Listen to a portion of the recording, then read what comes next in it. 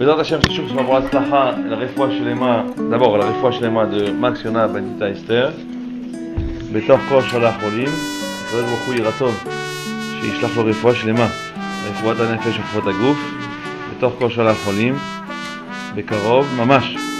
בעזרת השם, c'est sûr que ça va pour l'Atzlacha de la famille Moon, pour les enfants, le bonheur, la parnassa tova, le nahat de tous les enfants, Bezrat Hashem, que les paroles de Torah éclairent votre maison, et toutes celles qui sont venues, Bezrat Hashem, que ça vous porte la bracha, le bonheur, le shalom, la parnassa, la santé.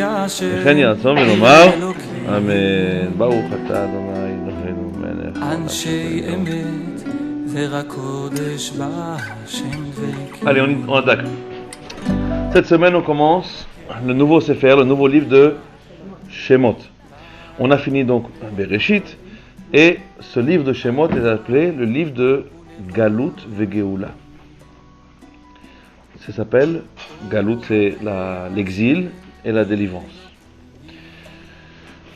Shemot. On peut voir que dans une même histoire, il peut y avoir un esclavage terrible et à la fin, une Géoula extraordinaire. Comment c'est possible? Kadosh Baruch Hu veut nous montrer dans ce livre-là de Shi'abud Mitzrayim, de la descente en Égypte. Attention, quand tu descends, tout le monde descend avec toi. Tes enfants, ton mari, tes proches et tes copines.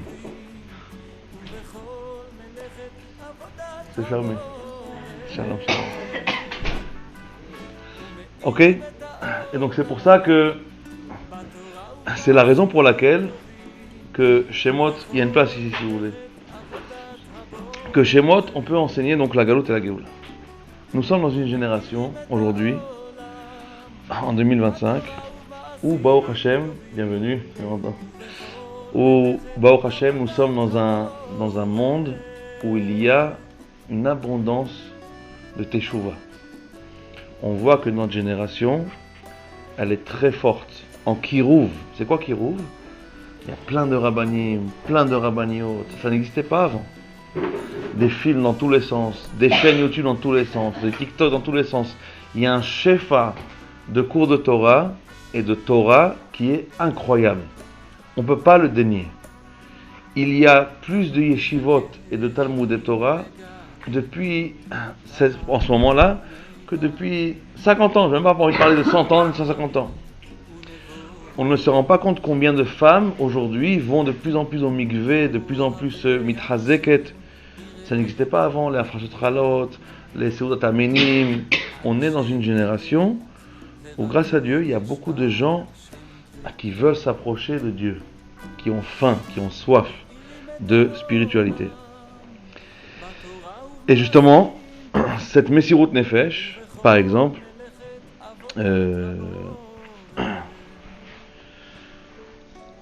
il y a des gens, je ne sais pas, tout le monde est dans Dachoma aujourd'hui, ici? Il n'y a personne qui n'est pas dans Dachoma? Ok, non, dans Dachoma. Oui, Guilo. Ouais. Il y a des gens qui vont dans des cours de Torah, peu importe la distance, le temps, pluie, neige, peu importe, c'est une Messirut Nefesh. Il y a des gens qui viennent dans des shiurim de Rabbanim à Yerushalayim, qui habitent à Hadera, à Petar Tikva, ils font 2-3 heures de bus dans la pluie pour venir écouter un cours de Torah. Okay. Et ils n'ont pas 50 ans ni 40 ans, ils sont jeunes, 18, 20 et plus. Il y a des fois des femmes, des gens qui viennent dans un cours de Torah épuisés de fatigue, tellement elles ont essayé, ces personnes-là, hommes ou femmes, de tout finir avant, de tout régler avant. C'est une Messirut Nefesh. Et j'imagine que même ce soir, quasiment toutes, à 100%, je suis sûr, que chacune elle a fait un effort qui est au-delà de la norme. Et ça, cet effort-là que vous êtes en train de faire, c'est un effort qui est dans le ciel, très apprécié par Dieu. Peu importe, tu écoutes pas, tu écoutes, tu as compris, tu n'as pas compris. Peu importe. Bon, cher Olam, on dit aujourd'hui à Kadosh Baruch Hu, regarde à Kadosh Baruch Hu, regarde comment tes enfants, regarde comment le Ham Israël, ils t'aiment, ils te veulent. Et c'est notre génération, vraiment. Ça nous rappelle les histoires de la Gemara, où on a vu une personne qui est morte de froid pour écouter un Shiur Torah. Hillel Azaken, il a lui aussi, avant à l'époque, on ne pouvait pas rentrer dans une yeshiva comme aujourd'hui. On ne pouvait pas rentrer dans un cours de Torah gratuitement. Il y avait un shomer, un garde, qui gardait les Batei Midrash. Pourquoi? Vous savez pourquoi ils ont fait ça à l'époque? Pour ne pas que les gens qui sont dans la Torah, ils sont influencés par des gens de la rue qui sont simples et qui vont être influencés par les ta'avot, les envies de ce monde-là. Pour ne pas faire un trop mélange, quoi. Et donc ils ont mis un shomer, et surtout pour ne pas que n'importe qui ait accès à la Torah. C'était quelque chose qui était... Donc il avait tous les jours 2 pièces. Une pièce pour sa femme et ses enfants, et une pièce pour entrer au Beth Midrash. Ce jour-là, il n'avait plus. Il dit au garde, je t'en supplie, laisse-moi rentrer, je te paye demain, après-demain, un autre jour.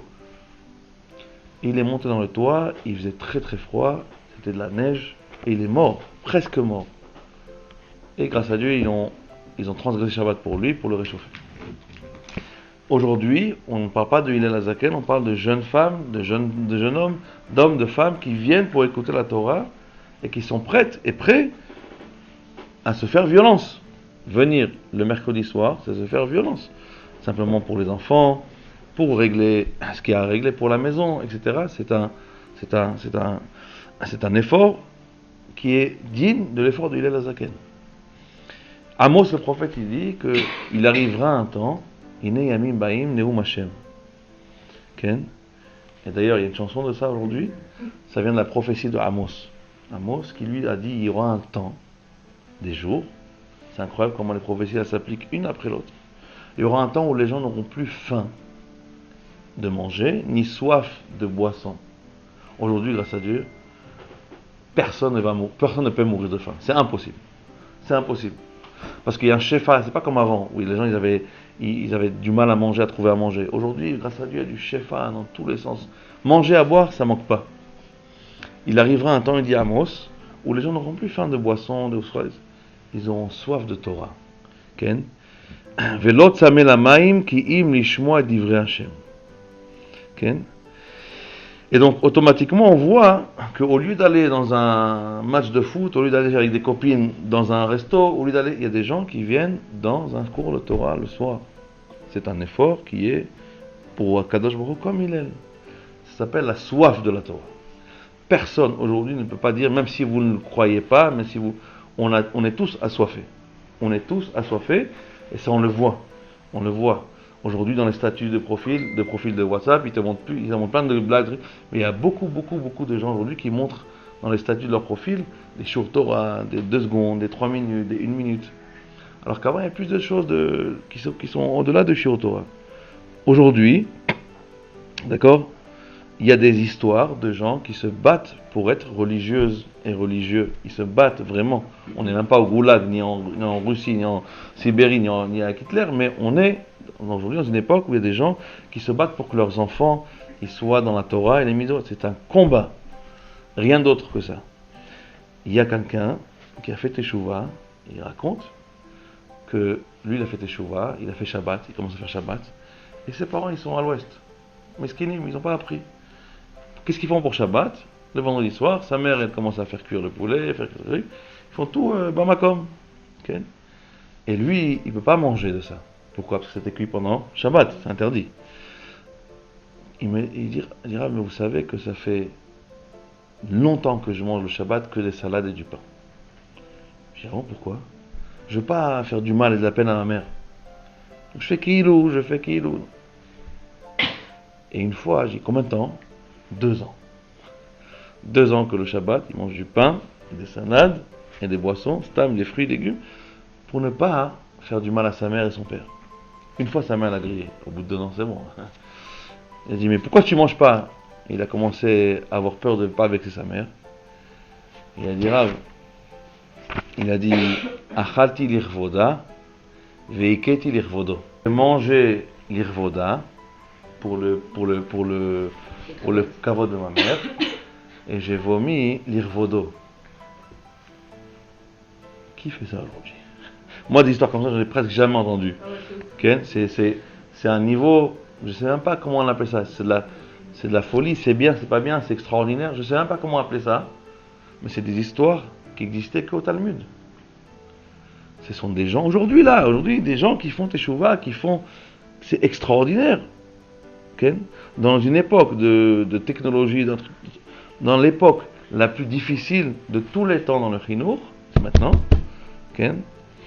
On a des gens, des femmes et des hommes qui se battent pour attraper de la Torah, matin, midi, soir, de la tsniout, des brachot, du Shabbat. C'est la Metsiout, si vous voulez, je vous ai fait un sikoum, un résumé de ce qui se passe aujourd'hui. C'est une bonne image ou pas? Sympathique. Mais ça... Mais Kenegedze, en contrepartie, comme le système, comme le niveau spirituel est de plus en plus fort, eh bien il doit y avoir un Satan de plus en plus fort. À l'époque, je vous garantis, à l'époque, le Satan, il lançait des flèches, des pics, à nos enfants, à nous-mêmes. Aujourd'hui, le Satan, il lance plus des flèches, il tire plus des balles.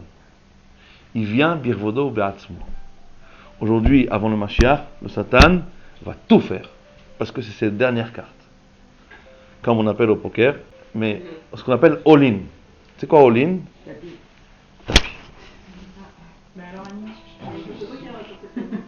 Le Yetzer Hara, il est en train de mettre dans nos enfants et dans nous-mêmes, chez nous, le tapis.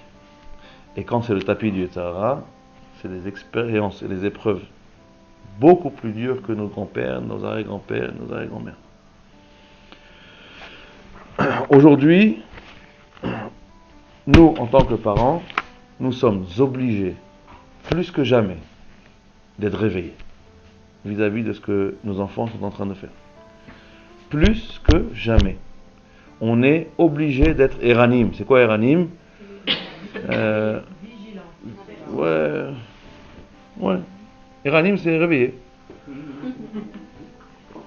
Okay. Pourquoi? Parce qu'aujourd'hui, on a changé de code.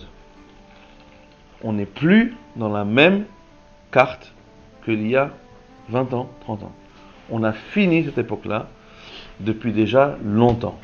Les codes ne sont plus les mêmes. Le chinour n'est plus le même.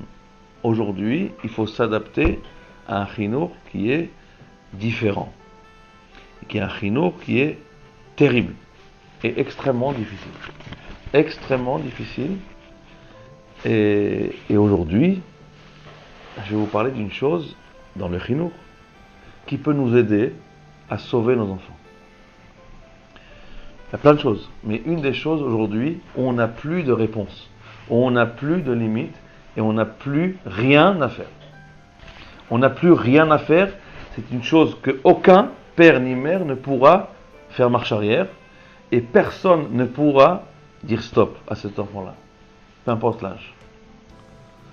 Il y a aujourd'hui un appareil, tout petit comme ça, d'accord, tout petit comme ça, qui s'appelle le smartphone. Tout le monde en a, ok, tout le monde connaît, pas besoin d'expliquer à personne, ok.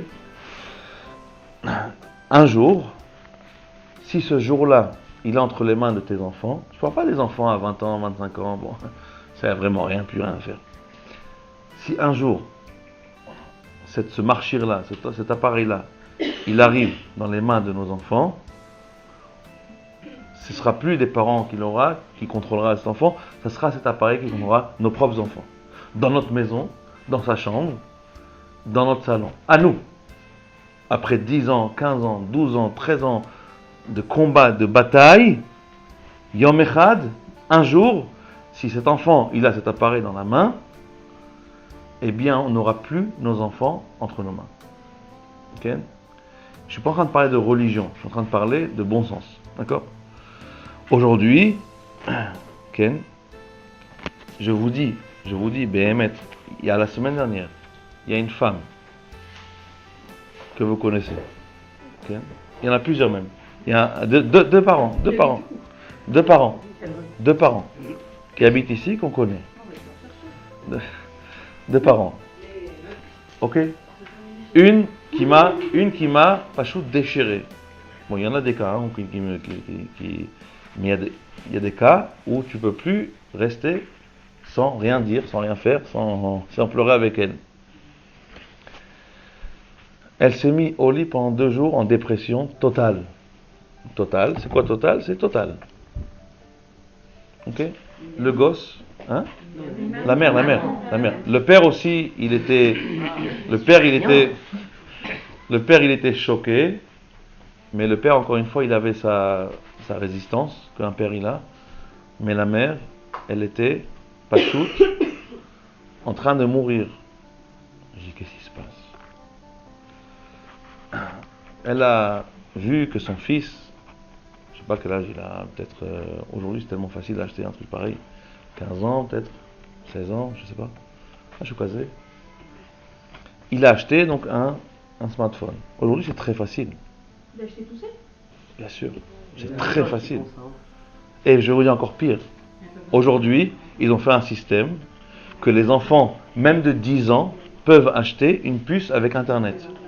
Sans carte Ashray. Avant, qu'est-ce qui bloquait les enfants et les mineurs? Avant, qu'est-ce qui bloquait les mineurs d'avoir Internet sur le téléphone? C'est que quand tu prends une puce, tu dois avoir une carte bleue pour aller payer un abonnement mensuel, 30 shekels, 40 shekels. Aujourd'hui, ils ont trouvé une parade pour ne plus avoir l'obligation de la carte bleue parce que tu es mineur. Ta mère va te donner une carte bleue pour un abonnement à Internet, sans contrôler. Aujourd'hui, les enfants vont dans n'importe quel... Non, à part ça, la Wi-Fi, à part ça. Aujourd'hui, n'importe quel enfant va dans la Macolette, à Yoni Market, n'importe où, n'importe quel magasin. Shalom, ani rotse Tokman, Internet, 4 giga. Kama Zeolé, ça coûte 50 shekels. Et tu achètes, les enfants n'ont plus besoin d'avoir une carte bleue pour avoir Internet avec une puce. C'est comme une Tokman à l'époque, vous vous rappelez?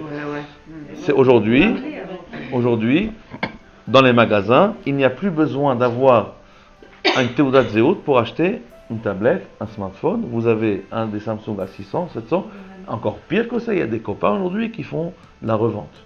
Il y a des endroits à Jérusalem où ils te vendent de tout. Quand je dis de tout, pour les mineurs, c'est tout confondu. Elle me dit qu'elle a vu des choses que jamais de sa vie elle a vues et qu'elle ne pouvait pas s'imaginer que son fils il soit tombé là-dedans. Elle était en train de pleurer, elle dit comment mon fils il peut regarder des choses aussi sales.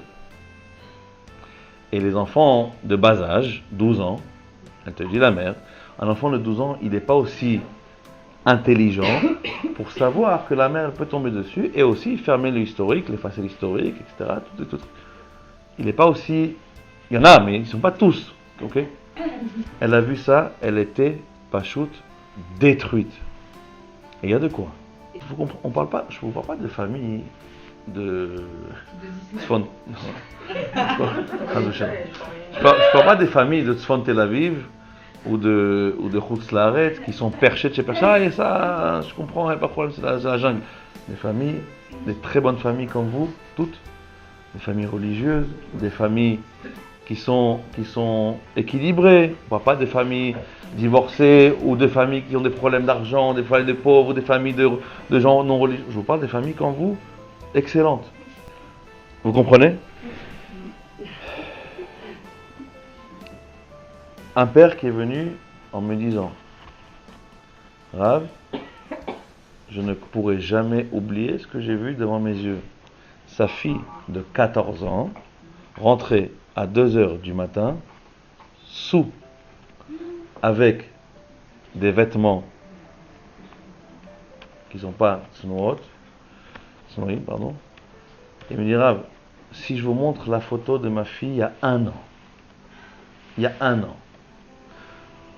tu vois la photo avec l'uniforme du séminaire, enfin du, comment on appelle ça, pas du séminaire, du Yaakov, du Talmud Torah des filles quoi, avec la chemise bleue, la jupe, en train de faire les Mishnayot, et les Tehillim, et les Pirkei Avot, et les chansons et tu la vois, Tzadika, Sarah Imenu.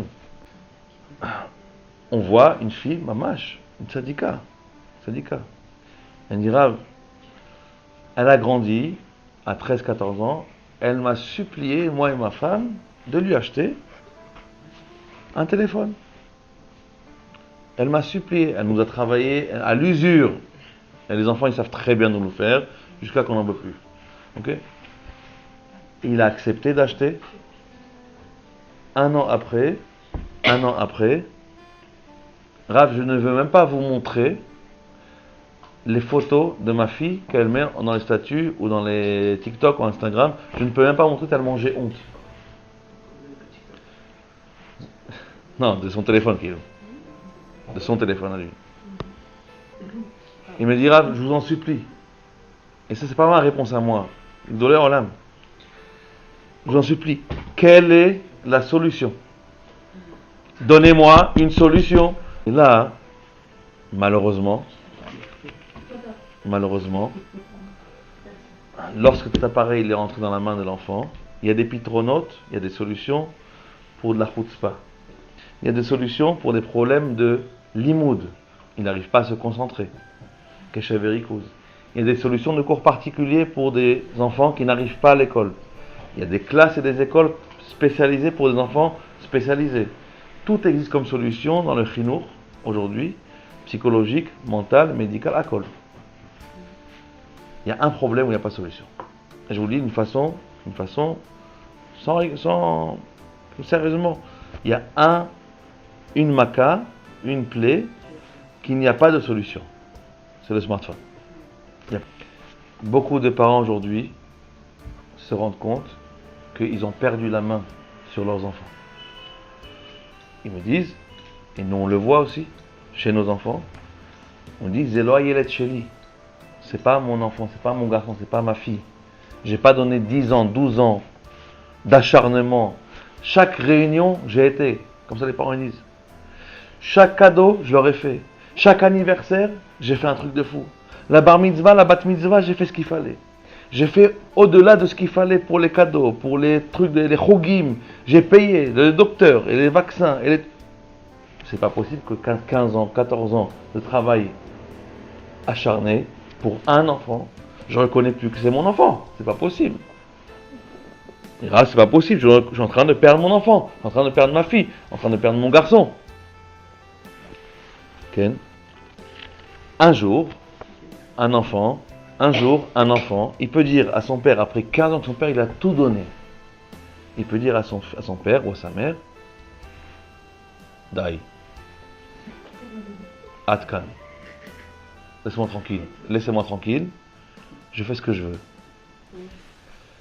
Ça a toujours été l'adolescence, mais il y a des limites, qui dans notre génération ont tout dépassé. Ok? On n'a jamais vu un truc aussi petit faire autant de dégâts. Mais moi j'ai une question à poser. Parce qu'on dit tous pour les enfants. Mais vous savez pas les dégâts chez les adultes? Est-ce que vous connaissez des gens adultes de notre âge ou même plus qui arrivent justement à ne pas que leur vie soit détruite à cause de ça? Vous pouvez avoir des hommes et des femmes de notre âge qui sont collés. Alors chacun avec son délire. Ça peut être le poker, ça peut être les discussions en ligne, ça peut être le WhatsApp, ça peut être aussi des vidéos YouTube, ça peut être plein de choses. Il y a aujourd'hui une addiction qui est irréfutable. C'est pas la Torah qui le dit, ce sont les merkarim qui sont pas du tout religieux. Il y a une addiction qui est incontrôlable. D'accord? Cette addiction, ça peut être. Moi je connais des gens, des maris qui me disent Rav, ou même l'inverse. Ma femme, elle est jusqu'à 4h du matin devant les séries. Parce que c'est une série, le but c'est quoi? C'est que quand tu finis la série, je peux pas attendre. Il faut tout de suite la première.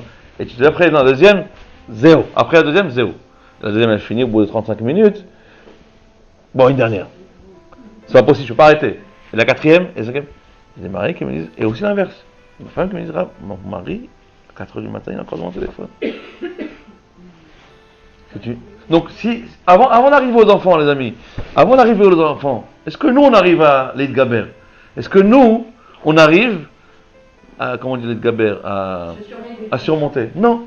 Nous. Alors, ok, bon, on a dit qu'il n'y a pas d'addiction chez une femme qui est ici présente. Il y a du Lachon Hara, des choses qu'il ne faut pas voir. Il y a tout un tas de bêtises, de ch'touillottes. Mis à part les cours de Torah, il y a plein de ch'touillottes. Donc avant qu'on parle des enfants, est-ce que nous, en tant qu'adultes, avec date, mariés, avec des enfants, est-ce que nous, on arrive à surmonter? Non, la réponse elle est non. Alors avant d'arriver à nos enfants, venons on fait un raisonnement par Kalvachomer. Ok? Si un adulte marié avec des enfants qui a la quarantaine ne peut pas surmonter, comment un enfant il peut surmonter? C'est impossible. C'est impossible. Une fois que c'est dans sa main, c'est impossible. Il n'y a pas de solution. Une fois que c'est dans sa main, c'est fini. D'accord? Et qu'est-ce qui nous fait le plus mal en tant que parents, en tant que mère, en tant que père? C'est que tu as beau pleurer devant le gosse, de souffrance, de peine, et dire stop. Aujourd'hui, les enfants de 12, 13, 14, 15, 16,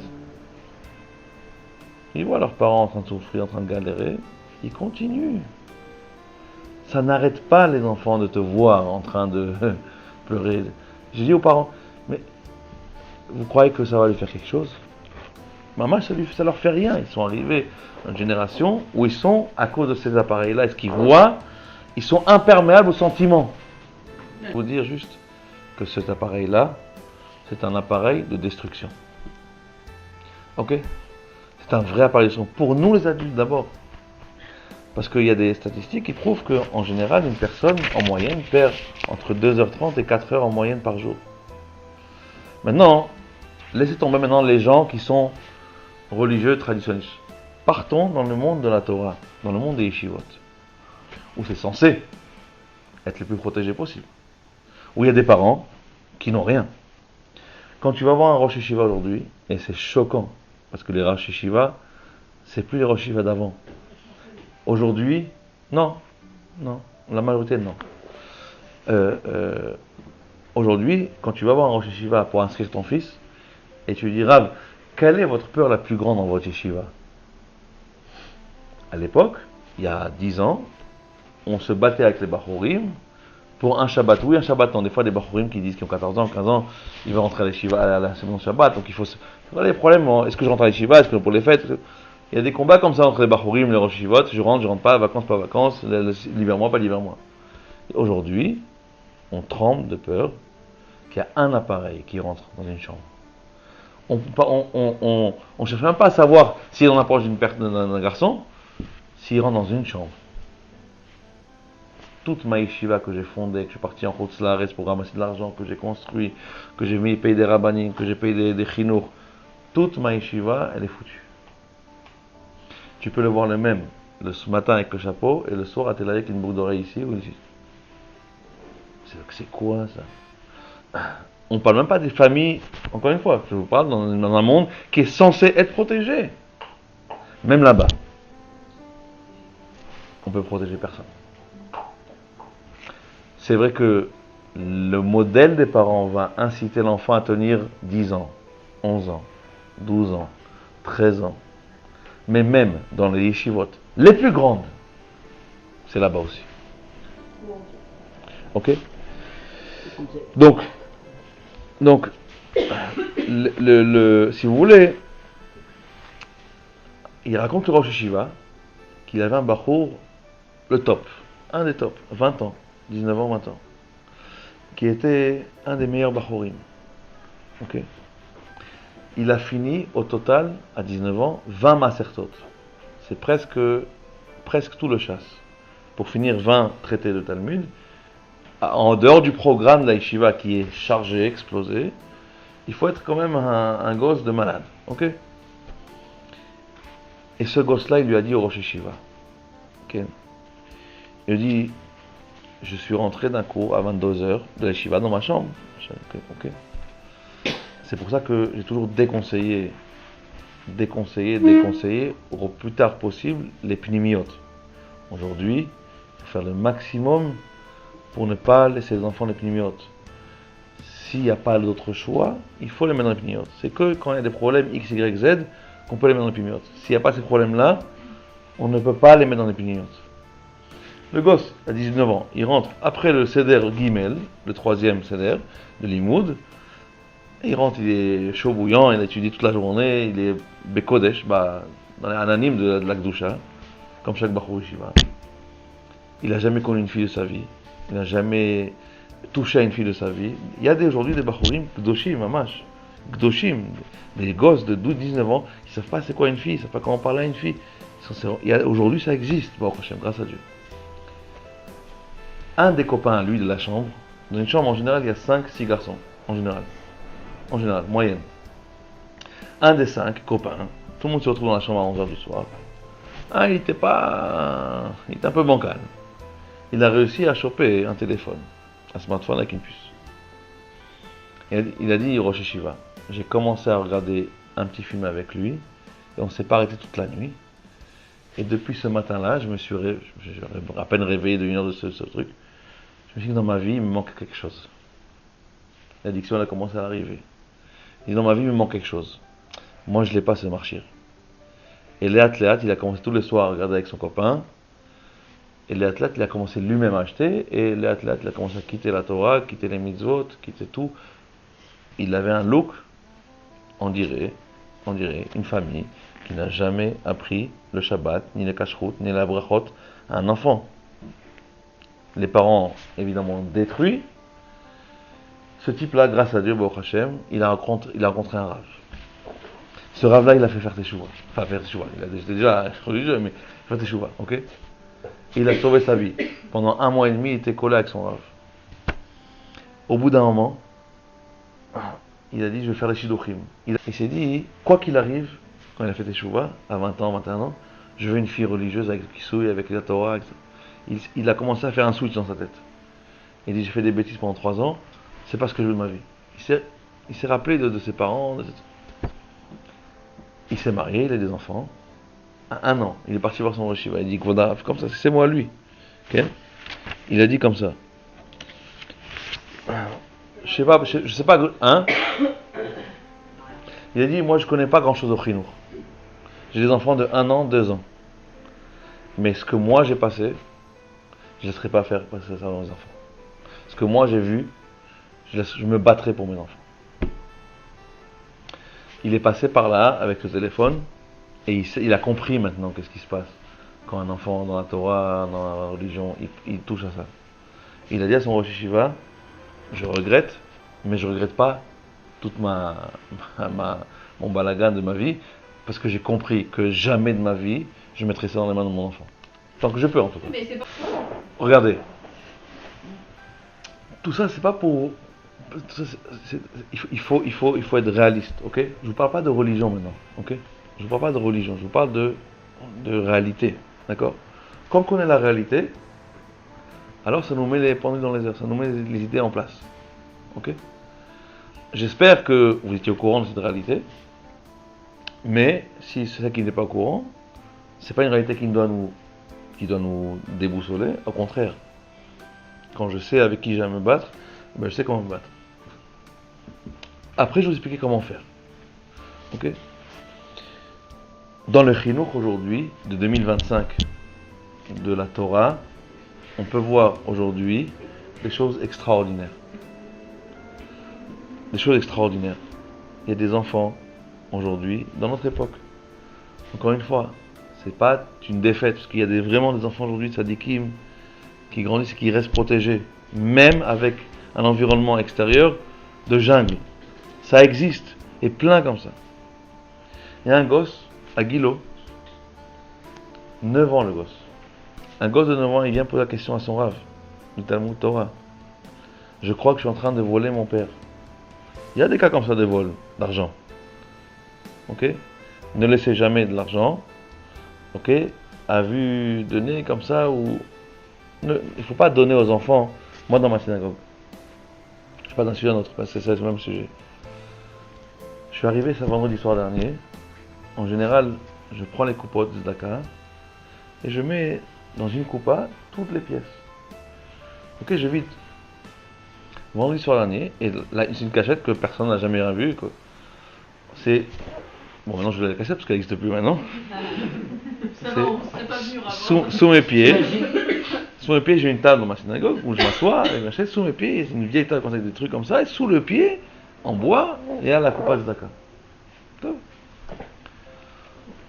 La semaine dernière, j'avais 2 coupettes comme ça remplies de 10 centimes, 50 centimes, un shekel. Okay. Et j'ai caché. Vendredi soir, je fais la tefila, je fais les trucs, je distribue les bonbons aux enfants, etc. Et je fais tomber ma clé. C'était un piton. Et je vois qu'avec mes pieds, j'ai fait tomber les coupottes qui étaient pleines le matin. Yeah, okay. Et je vois les 2 coupottes vides. Oh là là. Bon, ça m'est déjà arrivé plusieurs fois. Moi, je suis dans pas un truc fermé, c'est un OL. J'ai les caméras. Alors vous l'avez attrapé? Alors moi, j'ai cru que c'était, je sais pas, peut-être vendredi soir, truc, j'en sais rien. Donc regarder des caméras pendant des heures et des heures, c'est insupportable. Ok. J'ai passé des heures et des heures juste à vérifier quand ça s'est passé, quand jeudi soir dans la nuit, jeudi matin. Il faut regarder le film de minuit jusqu'à minuit en version rapide, ok, mais il faut pas arrêter quand faut arrêter. Donc ça m'a tué. Mais elle m'a sorti, c'est mon devoir. J'ai fait commencer à faire peut-être mercredi, peut-être jeudi, peut-être. Après j'ai pris après ça fait 2 semaines qu'on voit les cas. Après j'ai fait un piège. J'ai fait tous les jours, tous les jours, il y a toujours je mets une quantité et je le mets quelque part. Et vendredi, avant de partir, vendredi matin après la synagogue, j'ai fait un piège. Et vendredi soir, j'ai vu qu'il n'y avait plus rien. J'ai cherché. Et je suis arrivé et qu'il y avait effectivement. Et là, Béhémet, moi j'ai failli pleurer en voyant ça. On ne parle pas d'arabe. On ne parle pas de anim. On ne parle pas de gens fous. On parle d'un enfant qui vient, son père prie à la synagogue. Une famille exceptionnelle. Une famille vraiment extraordinaire. Un enfant de 10 ans et demi, 11 ans, qui vient après l'école, et je le vois avec son cartable, et il commence à tout prendre dans son sac. Alors que c'était pas une famille qui manque, c'est une famille, vraiment une bonne famille, mamash. Avec pas de problème de shlombait, pas de problème d'ani, ou pas de problème de rien du tout. Ce que je vous dis, c'est que ne laissons pas nos enfants avec des pièges. J'ai convoqué son père, que j'aime beaucoup, qui m'aime beaucoup, je suis son rave, j'ai pas de problème. Et je lui dis, tu sais, c'est incroyable ce qui s'est passé. Ça fait 3 semaines qu'il n'y a plus d'argent dans les coupottes. Il dit, ah bon, sache qu'une chose, c'est que je te juge pas, c'est un enfant de la communauté qui a fait ça. Un enfant de la communauté, qui? Je le regarde et je dis, le père. Non, le père, il a commencé à pleurer. Non, c'est pas possible, je te crois pas. L'homme a mis, il commence à pleurer. Pleurer, le père. Je lui dis, ne pleure pas. On a maintenant, on va rien faire, t'inquiète pas, personne ne le saura. Maintenant, on sait que ton fils, on entend maintenant, on voit maintenant que ton fils, il a besoin d'un petit poule, il a besoin de quelque chose, il a une metsuka. On a trouvé ça tôt. Baruch Hashem, c'est super. Maintenant pour l'argent, laisse tomber. Ce qu'il y avait, il y avait. Non, je veux rembourser. On s'en fout de l'argent, on s'en fout de lui, on s'en fout de la gneva. Viens, on s'occupe du gosse maintenant. Moi, je te vois pas différemment. Ton fils, je le prends dans les bras comme tous les samedis matins. Je le donne des cadeaux dans Autobani comme toujours. Je ferai comme si de rien n'était. Moi, je sais rien. On va dire à ton fils, toi, tu veux dire que c'est toi le responsable des caméras, des coupottes, et que on t'a vérifié, que bon, on s'arrangeait pas ça avec le gosse ici. Il a dit pourquoi il faisait ça? Il faisait quoi le pourquoi, le pourquoi on a trouvé pourquoi. Ouais. Il y a des enfants qui n'ont pas de bitachon atzmi. Ok. À l'école, des fois, c'est terrible. Il peut se passer des choses terribles là-bas. Où il y a des gosses qui viennent avec des sortes de canettes, des trucs qu'ils ont achetés et que lui, il n'a pas. Et que c'est comme ça qu'il montre l'importance là-bas dans Kitot, à cet âge-là. Et comme il ne veut pas demander pour ne pas déranger ses parents, alors pour avoir du bitachon, il vient à la synagogue, il prend l'argent à la synagogue et il va se faire pour montrer à tout le monde. Très. Et le pauvre, il sait même pas qu'il y a des caméras qui s'est filmé, des trucs, il vient. L'homme chané. Aujourd'hui, il faut protéger nos enfants des pièges. Il ne faut pas leur laisser. Ne laissez jamais de l'argent. Quand l'enfant il a un problème, il faut qu'il sache faut qu'il sache que papa et maman, si tu as besoin de quelque chose, demande, il n'y a aucun problème, rien que demande.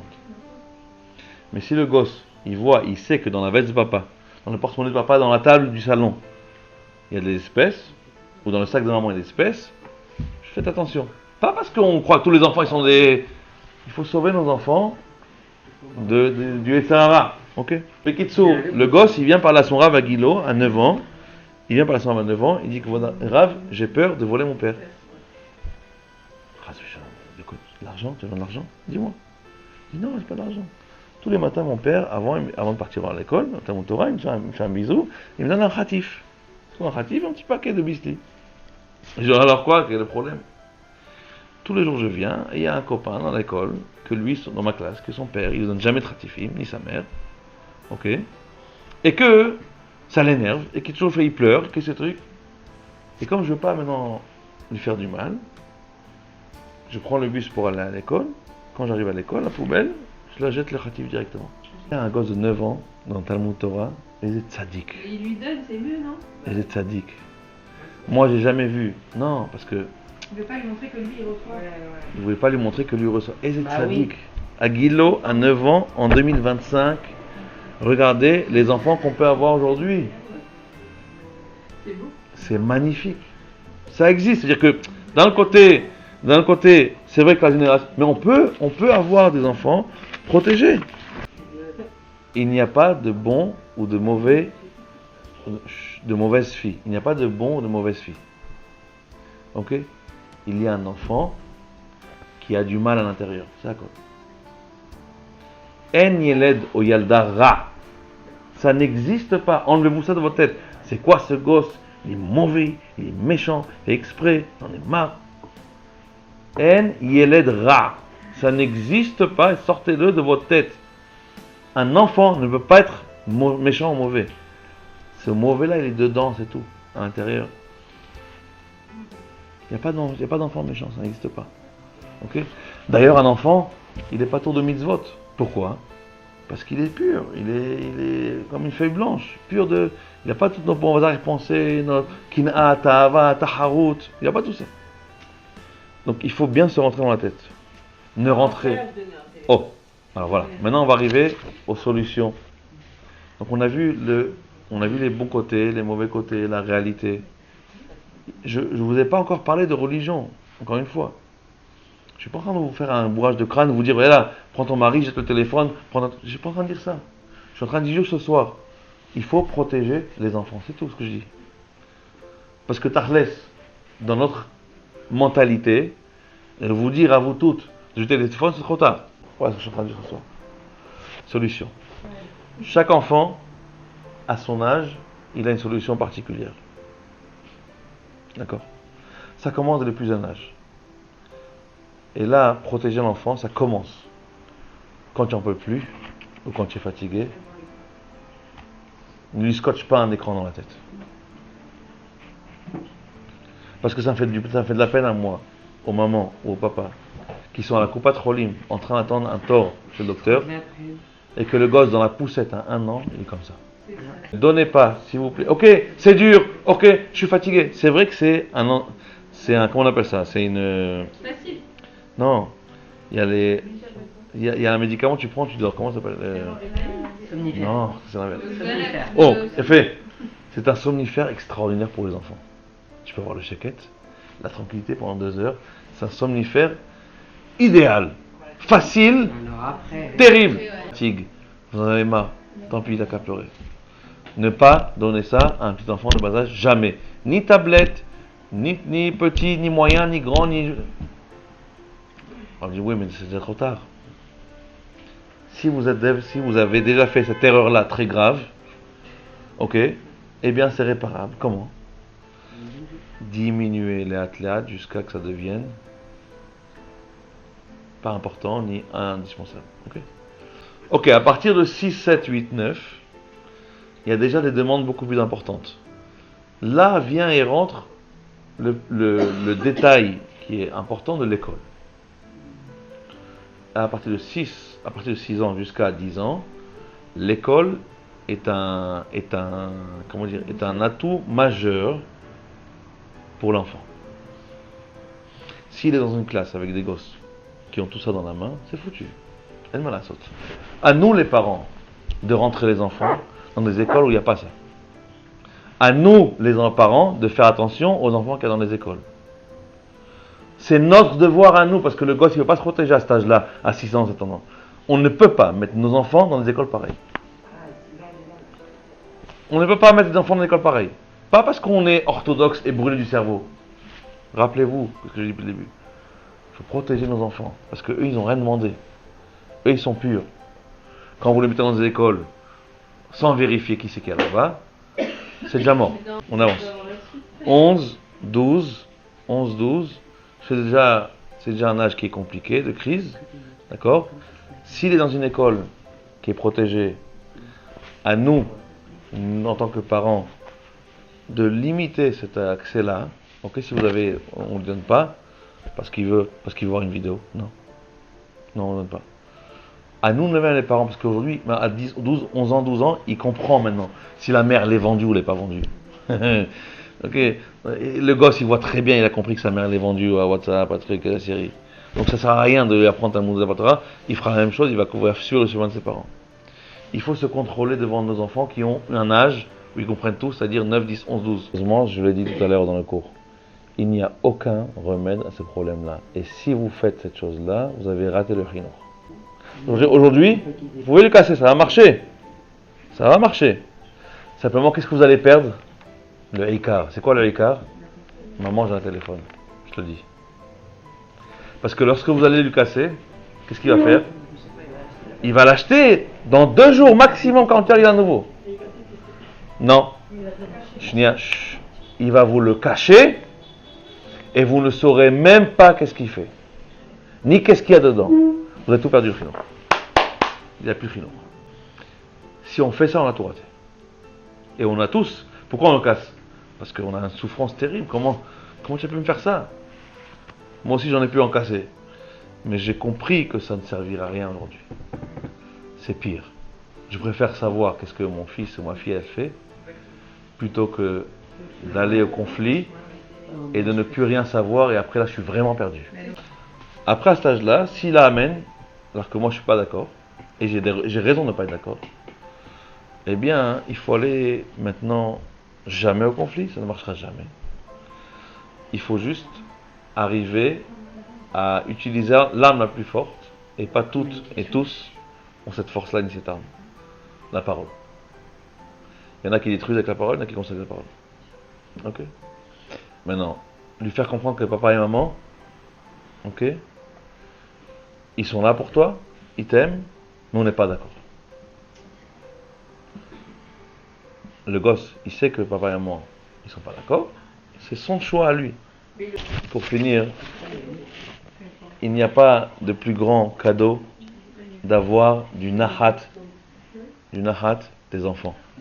Il n'y a pas de plus grande richesse d'avoir du nahat des enfants. Je vous assure que si votre gosse, il est à 12 ans, à 13 ans, à la synagogue, en train de lire toute la paracha et fin de Var Torah, regardez la tête du père et de la mère, regardez la fierté. Et je suis sûr que la fierté qu'on a de nos enfants, c'est le plus grand bonheur et la plus grande richesse qu'un père, une mère, il peut avoir.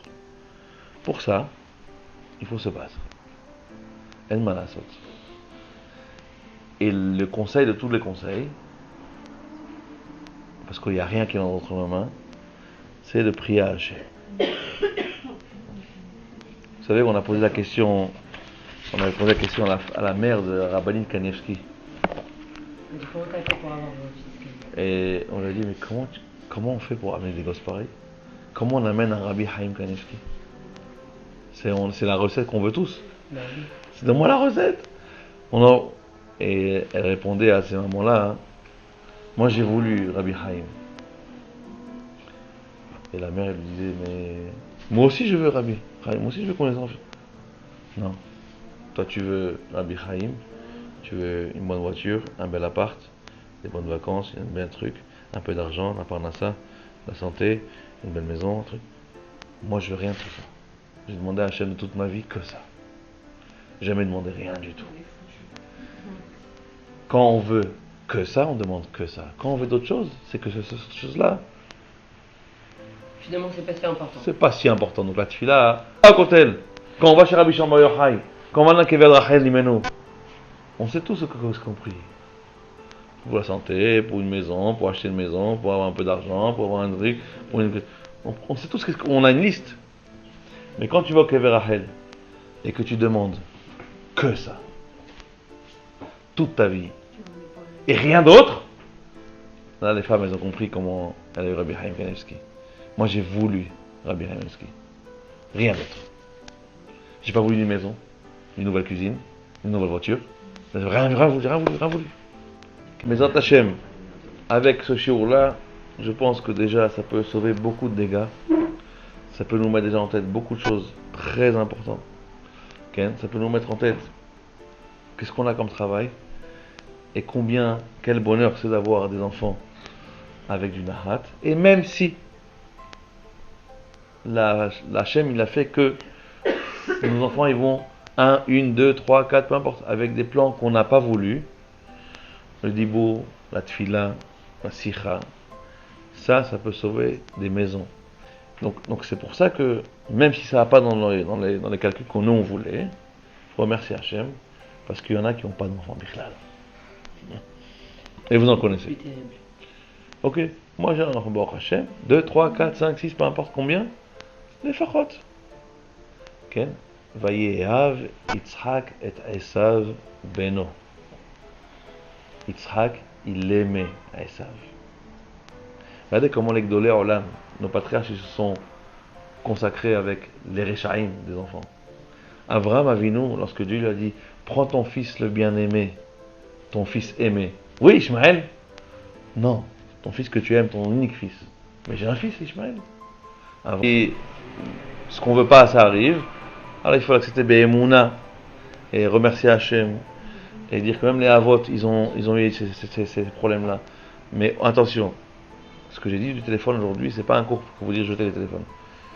C'est l'arme la plus destructive de tous les temps. Plus on les éloigne de ces marchés, plus on les protège. Même si ça va arriver. Et alors si ça va arriver, plus on retarde, avec Chokhmah, pas avec diabolisation, plus on les protège.